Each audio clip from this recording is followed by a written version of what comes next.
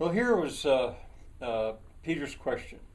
He said, Queen Audrey, and he smiled, and he said, should I say Your Majesty? And Audrey laughed at that and said, no, but some people do for fun. Anyway, Peter said, my question is, as we were walking along, at Beatrice's suggestion, Beatrice, and she says, "Oh yeah, I know Beatrice well."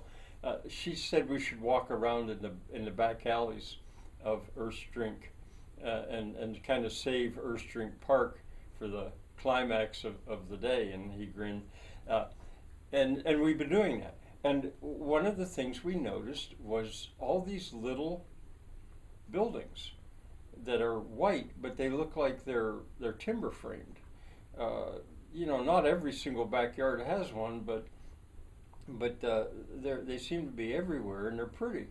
What's the story with them? And Audrey smiled and said, "Oh, I'll be happy to tell you about them.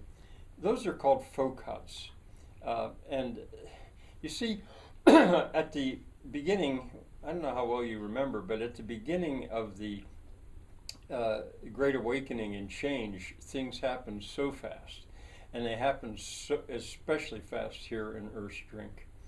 And do you remember how, with the price of oil, certain things got so expensive, and people kind of woke up? They realized that about plywood was basically glue, and it was fossil fuel. Fossil fuels are everywhere, and they learned about concrete.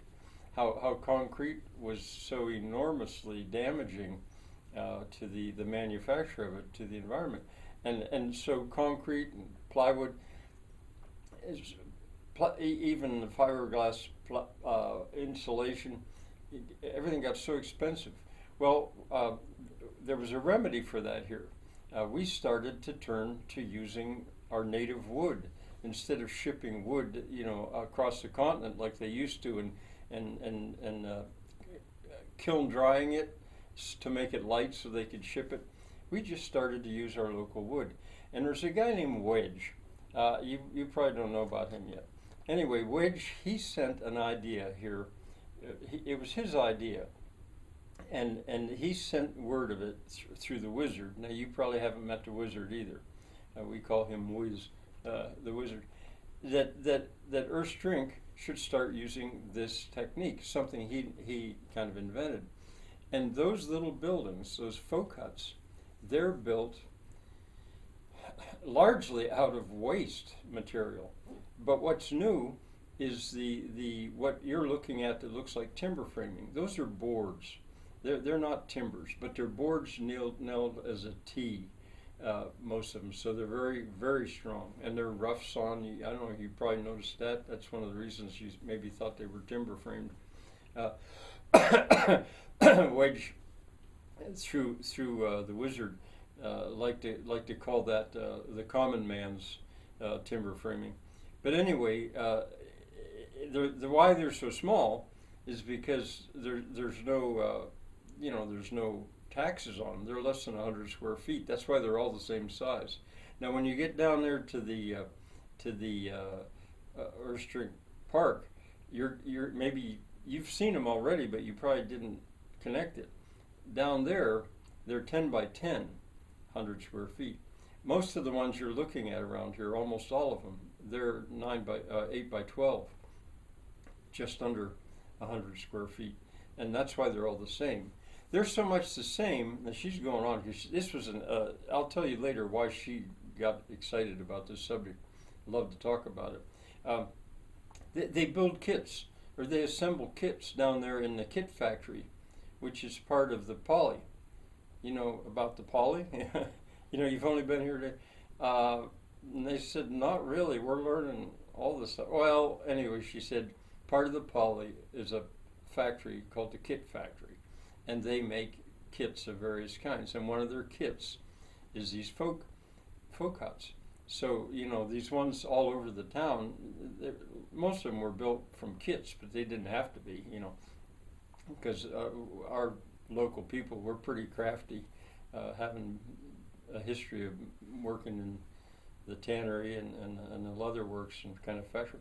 But anyway, I digress. She said, anyway, they built them, and they built them very fast. And now what you wouldn't understand about them is that they're not only very strong, that's what they look like timber framing, and they're just as strong as timber framing, but they're also very well insulated because, would you believe it, the walls are made up of pallets, mostly used pallets. And in those pallets is all kinds of, for a dead airspace, is all kinds of plastic, mostly plastic containers. They can be metal cans, they can be anything. They're stacked in there, and then they're plastered over. Do you ever hear of wattle and daub? And Peter said, well, sure, wattle and daub, Middle Ages, they use that all the time. Well, there you go. That's a modern version of wattle and daub. The wattle is the pallet slats, and the daub is what you put over the infill. Peter was understanding this completely, and she said, so anyway, they popped up everywhere very quick, but now,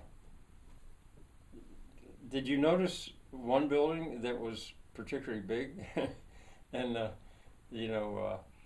Peter said, well, yeah, that was going to be my next question, because not only did we see these little ones all over the place, and now that you mention it, I remember there's gardens on top of the roofs of a lot of them. They must be strong to be able to hold that weight up there. And she said, oh yeah, they are. Well, the real big one, it's right up here behind the post, right? And he said, yeah, it looks like a palace, but it's the same kind of construction. What's going on with that? At this point, Queen Audrey swelled with pride. Now I've got to tell you about my boyfriend, King Bert.